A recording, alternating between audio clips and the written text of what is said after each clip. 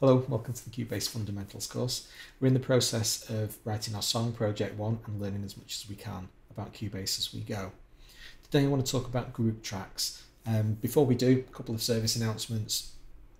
As always, my patrons on my Patreon page have access to all of these projects. Any stuff that gets recorded in the course of writing this song, you'll be able to download and follow along. If you want to have a look at the link below, I'd really appreciate it.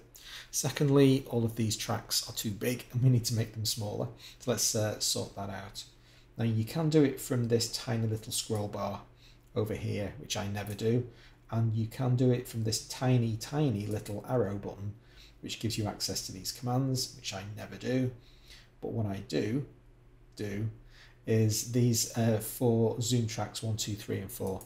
And I have them on keyboard shortcuts, which you can too, and they're here.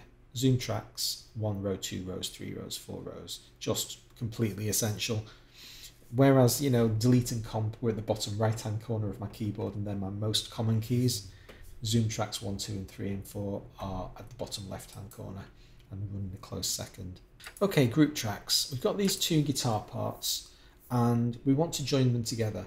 And in audio terms, that's called bussing. Now, bus can be spelt with a single S or a double S. It really doesn't matter. They're both totally fine. The concept of a bus is, imagine it's like a barrel of noise. You can pour as much stuff as you want into this barrel. It all sloshes around. You open a tap at the bottom and the mix pours out. That's what happens with a bus. It's just a way of grouping lots of tracks together, and then you're able to perform common operations on them.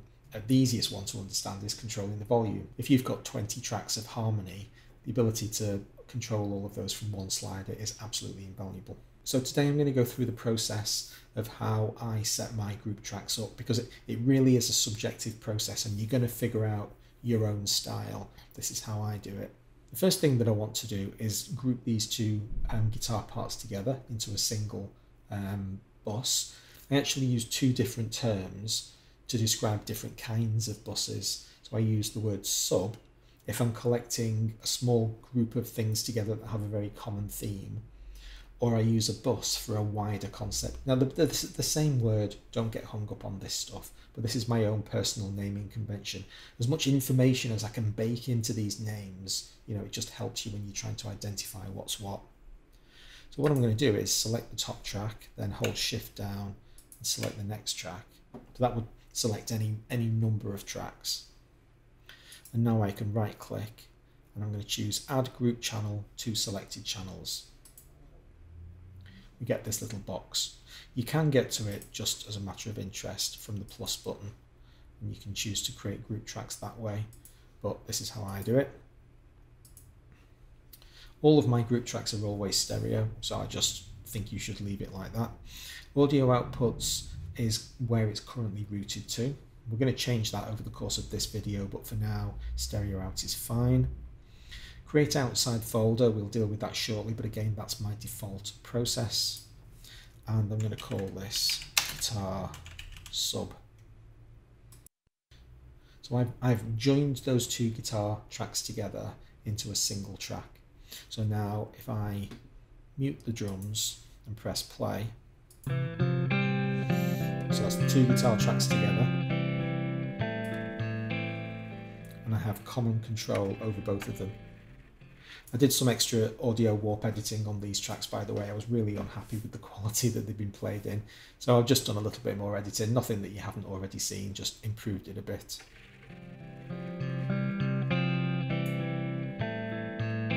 So that's our first group track. It's as simple as that. It's not a complicated process. Don't let anybody tell you that this is dark voodoo. It really isn't. It's just a way of collecting stuff together to make it more convenient to handle it. And it's all about how you develop your naming convention and your process for handling this stuff. I'm just going to undo so that I can show you create inside folder. What will happen in this case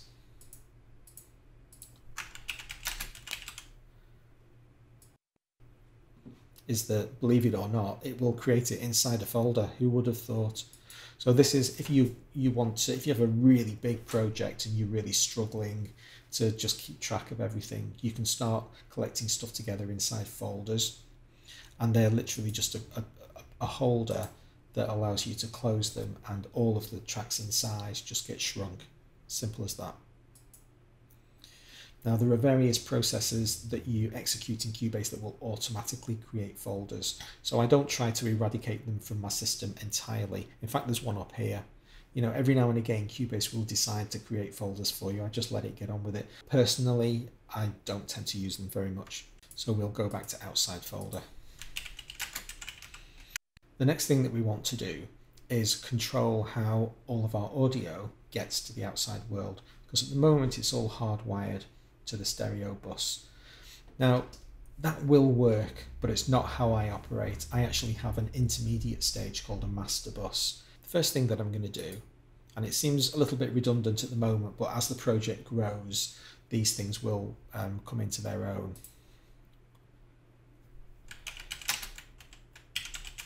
I'm going to create a guitar master bus, and I'm also going to create a rhythm master bus. I'll move all of my master tracks down to the bottom of the project, and then finally I'm going to route these masters to an overall master bus. Now, you might think that that is overkill, but I've found that this is a great way for me to work. I'm really happy with it. I also want to put my master bus over there because it really is a fundamental part of the project and totally linked to stereo out. Now, what this means is that when I'm talking to you, can you see how far down this slider is? That's because of OBS and PC reasons, Windows being Windows. There's all sorts of reasons why I don't have the project sat at 0. But if I'm mixing and particularly mastering, then my stereo out will be set to 0. But that's purely a case of how loud is it going to the outside world. It's got nothing to do with the internal volume of the project. It's the master bus that controls the overall volume of the project. That's the important one. So that's why I create the separation on the output side of things. And then I just find it really convenient and very nice to have a bus called master that corresponds to one of the 5 different audio types that I typically work in. So I've got rhythm, guitar, bass, keys, and vocals. So I always have a master bus for each of those. Now, if I did a track that had tons of saxophone parts in, for instance, I would create a saxophone master. You know, it's not locked in stone. Almost all of the songs that I write have those master tracks.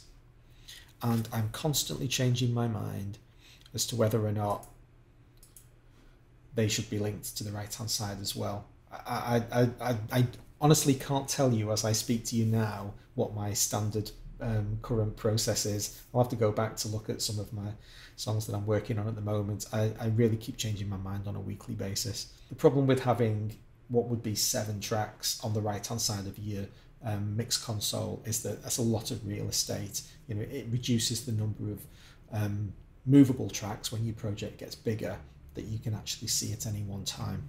You're also going to want to develop a strategy for the order in which you have your audio. So I have a very clearly defined one. It goes bass, vocals, guitars, keys, rhythm, and then all of the master buses at the bottom. So on any project that I'm working on, I have this set hierarchy. At the moment, we've only got guitar and rhythm in this project, so it's a little bit bare. But if you develop that standardized method of working, it's just going to serve you really well. The other thing that's pretty important, and I think we're going to have to deal with it next, is to get your project colours right. It is absolutely bugging the crap out of me that these project colours are wrong. I have to fix it because I have all of my rhythm tracks blue and well, my guitar tracks are actually the correct colour, this kind of ochre yellow.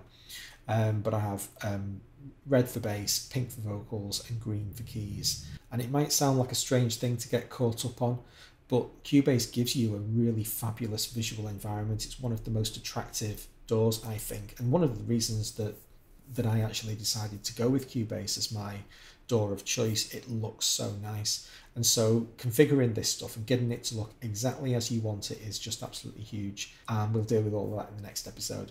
Hope you enjoyed this one. If you did, please hit the like button. I'll see you shortly. Thanks a lot.